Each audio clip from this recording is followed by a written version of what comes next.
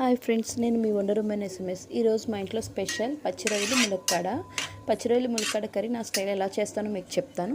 నచ్చితే మీరు కూడా ట్రై చేయండి. అంతకన్నా ముందు మా ఛానల్ని సబ్స్క్రైబ్ చేయండి, షేర్ చేయండి, లైక్ చేయండి, కామెంట్ చేయండి.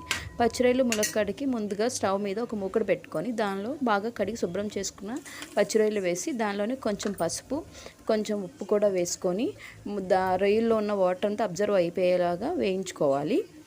అలా ఒక 5 నిమిషాలు మీడియం ఫ్లేమ్లో పెట్టుకొని వేయించుకుంటే రొయ్యల్లో ఉన్న వాటర్ అంతా అబ్జర్వ్ అయిపోయి ఇలా తయారవుతుంది. ఇలా అయిన తర్వాత ఆ రొయ్యల్ని వేరే గిన్నెలో తీసుకొని అదే ముగ్గులో 2 టేబుల్ స్పూన్ ఆయిల్ వేసుకొని దానిలోనే చిన్నగా కట్ చేసి పెట్టుకున్న ఉల్లిపాయ, టమాటా, పచ్చిమిర్చి 3 వేసి కొంచెం ఉప్పు కూడా వేసుకొని మూత పెట్టుకొని ఒక 5 నిమిషాలు మీడియం ఫ్లేమ్లో మగ్గబెట్టుకోవాలి. ఉల్లిపాయలు కొంచెం బ్రౌన్ కలర్ వచ్చేంత వరకు వేయించుకుంటే మీకు టేస్ట్ చాలా బాగుంటుంది. చూడండి, కొంచెం ఉప్పు కూడా వేసుకుంటే ఉల్లిపాయలు తొందరగా మగ్గిపోతాయి.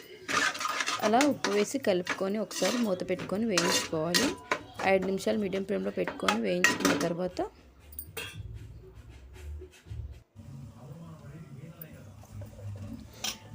కట్ చేసి పెట్టుకున్న ములక్కాడ ముక్కలను కూడా వేసుకొని ఒకసారి బాగా కలుపుకోవాలి.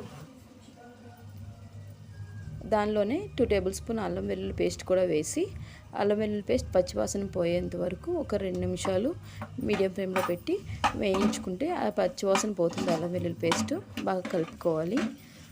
మసాలా మొత్తం ములక్కాడ ముక్కలకి పట్టేలాగా బాగా మిక్స్ చేసుకొని దానిలోనే కొంచెం చిటికెడు పసుపు, రుచికి సరిపడా కారం, ఉప్పు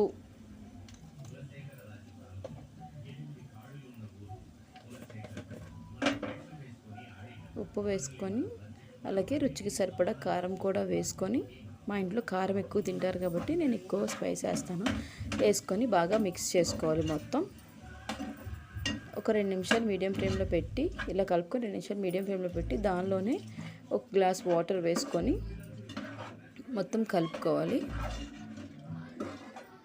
అడుగంటకుండా మొత్తం ఒకసారి ఇలా కలుపుకుంటే మీకు అడుగంటదు. ఎక్కువ వాటర్ వేయకూడదు, ములక్కాడ ముక్కలు పీస్ అయిపోతాయి.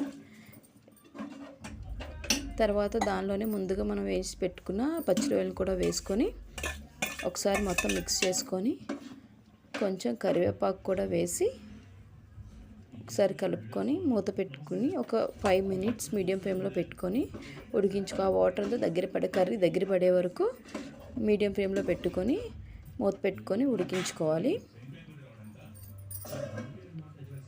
ఒక 5 నిమిషాలలో మీడియం ఫ్లేమ్లో పెట్టి తీసిన తర్వాత ఇలా చూసారా, ఇలా దగ్గర పడిపోతుంది.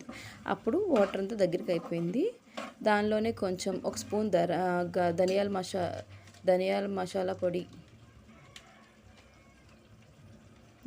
ఒక స్పూన్ వేసుకొని అలాగే ఒక స్పూన్ గరం మసాలా పొడి కూడా వేసుకొని మొత్తం మిక్స్ చేసుకోవాలి. గరం మసాలా పొడి కూడా వేసుకొని మొత్తం కలుపుకొని ఒక 2 నిమిషాలు ఉంచుకోవాలి అలా పొయ్యి మీద. తర్వాత దించే ముందు కొంచెం కసూరి మేతి వేసుకొని మొత్తం మిక్స్ చేసుకొని 2 నిమిషాలు మీడియం ఫ్లేమ్లో పెట్టుకొని ఉడికించుకున్నాక కర్రీ రెడీ అయిపోతుంది. చూసారుగా ఫ్రెండ్స్, ఇంతే. నచ్చితే మీరు కూడా ట్రై చేయండి. ఓకేనా? మా ఛానల్ సబ్స్క్రైబ్ చేయండి, లైక్ చేయండి, కామెంట్ చేయండి, షేర్ చేయండి. Okay friends, bye. Thank you.